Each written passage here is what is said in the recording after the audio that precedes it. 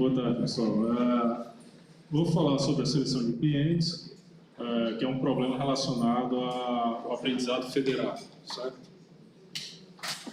Bem, vou seguir esse cenário, essa agenda, apresentar o cenário, o problema, o que a literatura aborda, né, sobre essa solução, o estado atual da nossa solução e como a gente vai evoluir.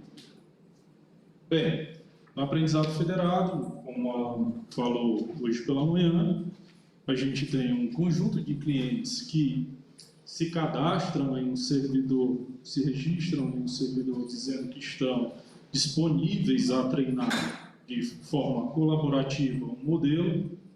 Então, o servidor, ao receber esse registro, distribui o modelo para esses clientes, certo? Por isso cliente, arquitetura cliente-servidor. Eles treinam localmente, respondem para o servidor agrega esse resultado em um novo modelo e aí esse ciclo se repete, né, até que o modelo agregado atinja aí um desempenho desejado, certo? Porém, o servidor não tem a capacidade para comunicar com todos os clientes em um determinado instante, certo? Ele tem limitações, então ele vai precisar selecionar um cliente. Então ele tem um componente chamado seletor, que avalia quais são os clientes mais adequados a fazer para a evolução desse modelo, certo? Então ele vai receber dos clientes algumas informações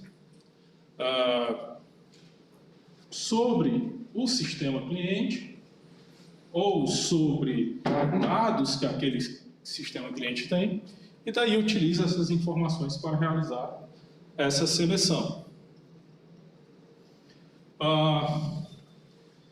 Os clientes são heterogêneos, certo? Então, eles podem... o servidor pode selecionar esses clientes com base, basicamente, como eu falei, em informações sobre os dados, né, que a gente chama de estatística, e informações sistêmicas. A proposta original do aprendizado federado selecionava esses clientes de forma aleatória. Dado K clientes, selecione uma fração C. Selecionava de forma aleatória. Daí, se a gente utilizar somente as características sistêmicas, a gente vai ter uma duração média daquele ciclo de treinamento menor, certo? Por quê? Porque a gente vai selecionar clientes que fazem um treinamento local mais rápido.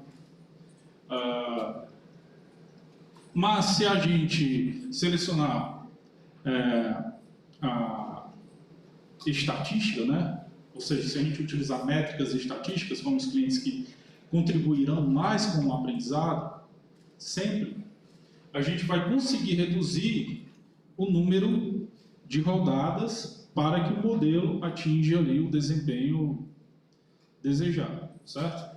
Mas se usar somente uma dessas, a gente piora ou a duração média ou a quantidade de rodadas necessárias para atingir ali um objetivo. Então, o ideal é fazer uma mescla das duas, né, para que não chegue ao ótimo de cada uma delas, mas fique ali no meio termo aceitável, certo? Um outro problema que é pouco observado nas soluções para isso, né, para essa seleção, é o consumo energético nos clientes. Foi verificado que o consumo total de energia, por exemplo, do Cifar 10, quando você treina de forma centralizada, ou seja, enviando os dados para um servidor na nuvem treinar, tem esse custo aqui de watt-hora. Se você utiliza o aprendizado federado, ele praticamente triplica, certo?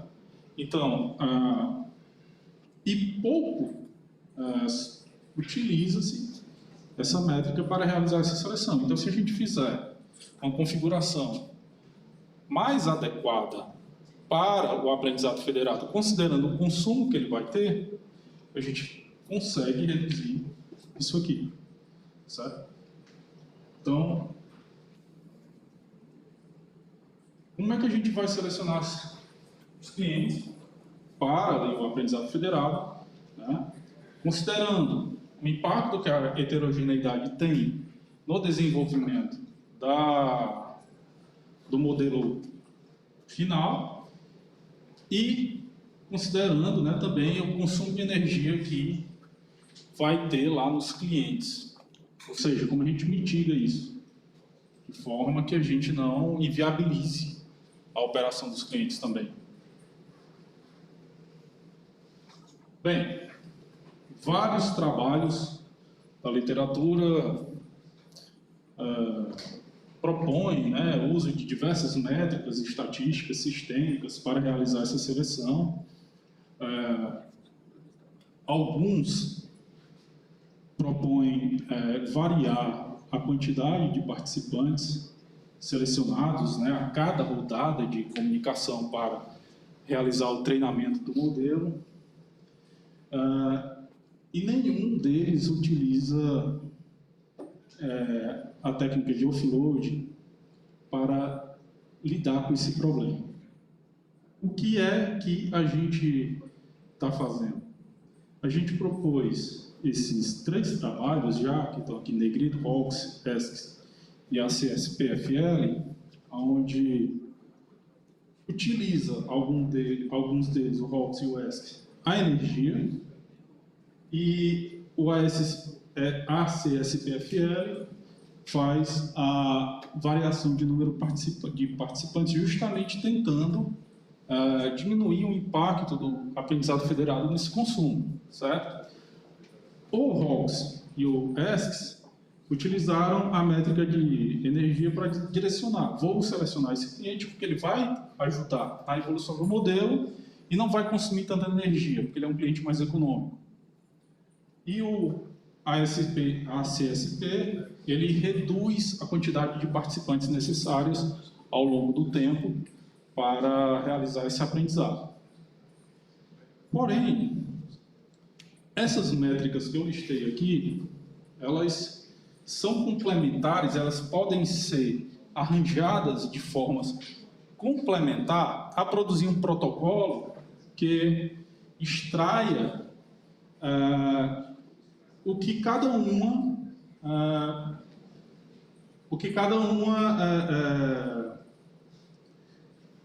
traz de benefício ali para a seleção, certo? Por exemplo, o tamanho do dataset, ou seja, selecionar clientes com mais dados para serem disponíveis no treinamento, o tempo de treinamento para reduzir, enfim. Então, tanto as métricas estatísticas quanto sistêmicas, a gente vai usar isso aqui de forma complementar a evoluir o trabalho que a gente já tem, certo? E também a gente vai,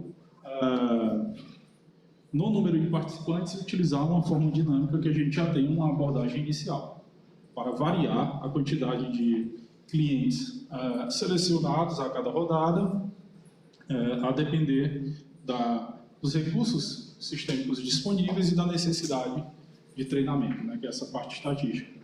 E, quando possível, coisa que nenhuma seleção tem, a gente vai terceirizar esse treinamento para um dispositivo confiável do cliente, ou o cliente vai terceirizar parte do modelo para um dispositivo confiável, realizar esse treinamento e assim ele economizar o seu recurso e ficar mais disponível ao longo de mais rodadas de treinamento.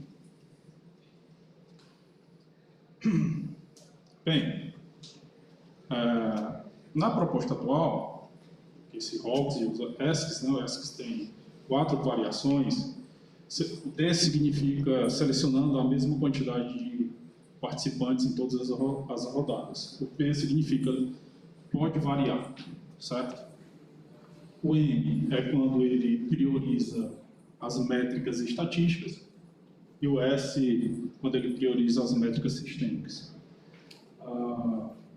E avaliando essas propostas com outras da literatura, a Random é a original do aprendizado federado, a gente viu que nenhuma delas, né, o que foi proposto até agora, consome totalmente recursos dos clientes, enquanto as outras, em algum momento, consomem. Né? Por exemplo, quando participa 50% de clientes disponíveis no treinamento, todas as outras consomem, enquanto bots e estas não. Certo?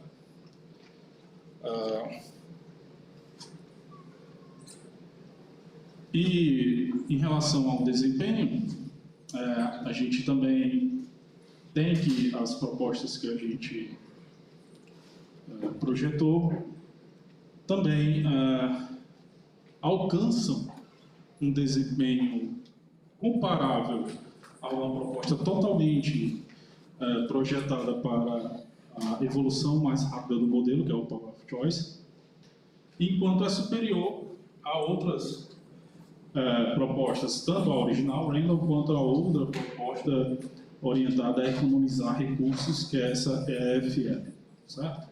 Então, os resultados que a gente tem nessas proposições iniciais, que a gente consegue, né, realizar o treinamento de maneira com um desempenho igual a outras propostas de estado da arte, que otimizam ali o apresentado, né, ou melhoram o desempenho do aprendizado, mas a gente consome menos recursos, certo?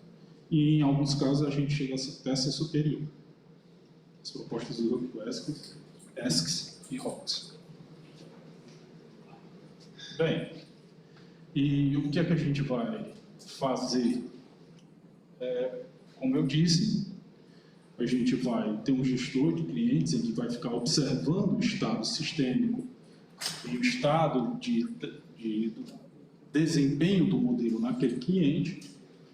Essas informações vão compor uma base de conhecimento. Com essa base de conhecimento construída, um otimizador de número de participantes vai definir, né, com base no quanto de energia disponível cada cliente tem para treinar, se é muito, se é pouco, se a qualidade da rede de comunicação desses clientes é boa ou ruim, ou seja, se eles vão reportar ao servidor o resultado do treinamento de forma correta ou não.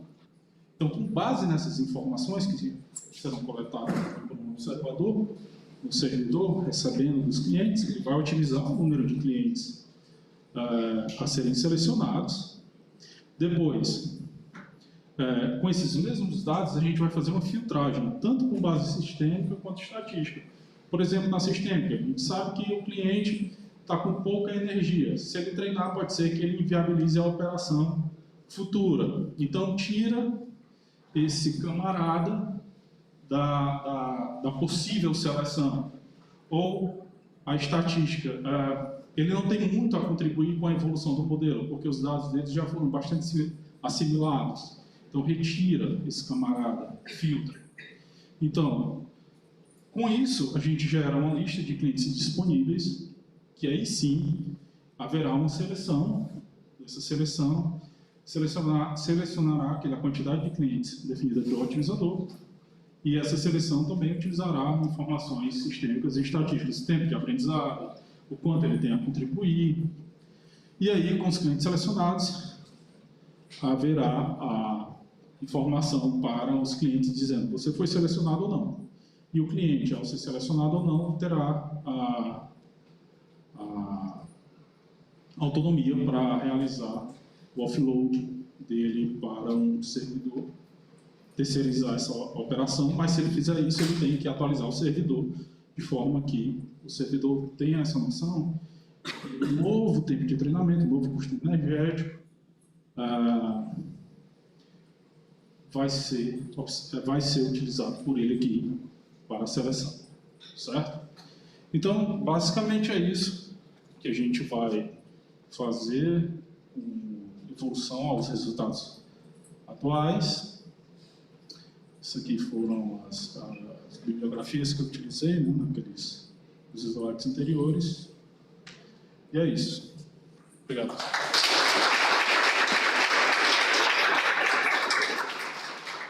Obrigado, Felipe. Ótima apresentação.